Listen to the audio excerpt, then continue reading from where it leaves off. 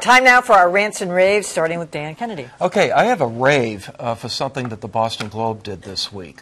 They ran a feature online called Finding Home. Oh, yeah. And it's about a little dog that was loose in Milton, and they figured out how to trap the dog, and they're now holding the dog to see if the owner emerges.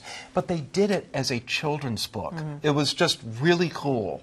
I asked Brian McGrory, the editor... It's a real story. We should make this clear. It's a real story. Yeah. I asked Brian McGrory, the editor, how it came about. He said that the idea came from Steve Wilmson, who was their narrative editor. And then Dugan Arnett, who wrote it, studied some children's books. And they had an intern artist named Yan Wu who worked on it. And he said they're going to update it once they... Yeah, because right now it's got kind of a sad ending. If they find the owner or if they place the dog with a new home, they're going to update the story. I thought it was great. Okay. John?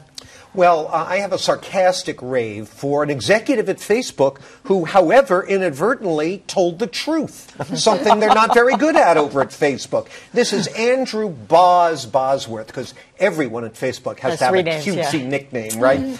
A top executive there for over a decade. A couple of years ago, he sent an internal email around basically defending the attitude that they should grow at any cost.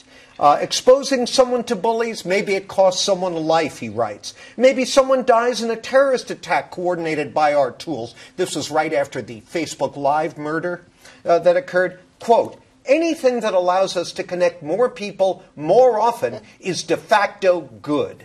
Substitute the words make more money for connecting more people, and you have great insight into their corporate mentality, thanks to Boz. That is amazing. Anything. That's such a bull. All right, Callie.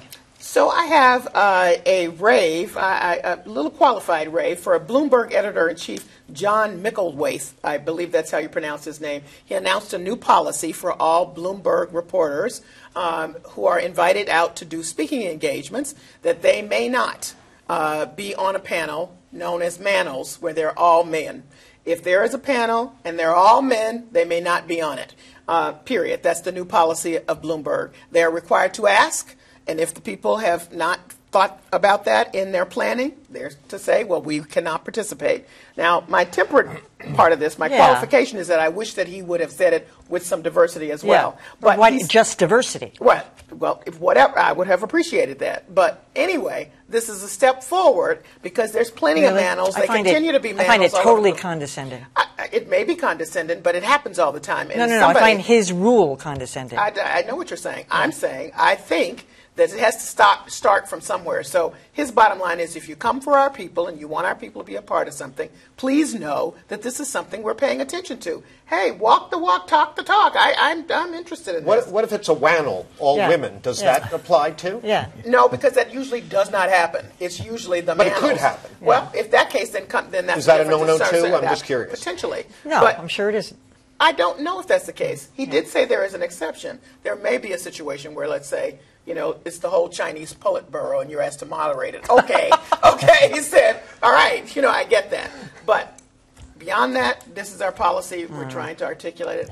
I find it just, hello, I would have had a rave for that one. I mean, a rant for that one. I'm sorry, rave. Somebody's, it's enough for these management people to talk all this stuff and they never do anything. So do something. Well, they should do something internally, not... He's doing it internally. No, that's why he's doing it externally. But it's somebody else's panel. Tell him just not to participate. But they're his people. So that makes a difference. All right. Well, speaking of diversity here, it's this is kind of a rant, but it's really a lamentation, and it is the formal end of what was a very good idea, an organization that was called Unity, and it was essentially a coalition of journalists. There was the National Association of Black Journalists, the Asian American Journalists, the Native American Journalists Association, who got together and for several years attempted to have gatherings. The whole idea was to raise consciousness within journalism, within newsrooms, about the need for diversity in the newsrooms.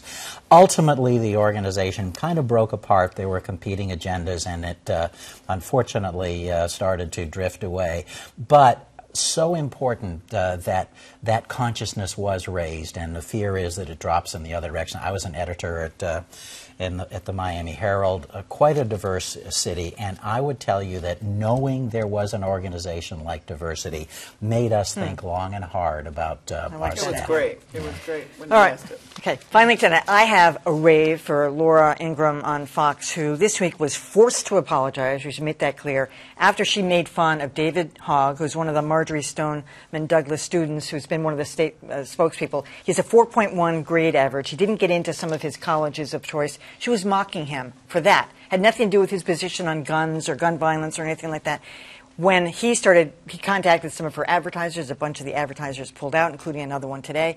She was forced to apologize. She apologized last night, but she said, in the spirit of Holy Week, couching it because it was Holy Week, she was going to proffer her So that's a rave for apology. you? That's a no, rant. that's a rant. A rant. Oh, sorry, Yeah, I said, yeah, oh, yeah. sorry, Yeah. sorry. Okay. Rant Okay. for Laura Ingraham for that. That's real holy. ridiculous. Yeah. Outrageous. Sorry if anyone was offended. Exactly, that's Yeah. what she said. All right.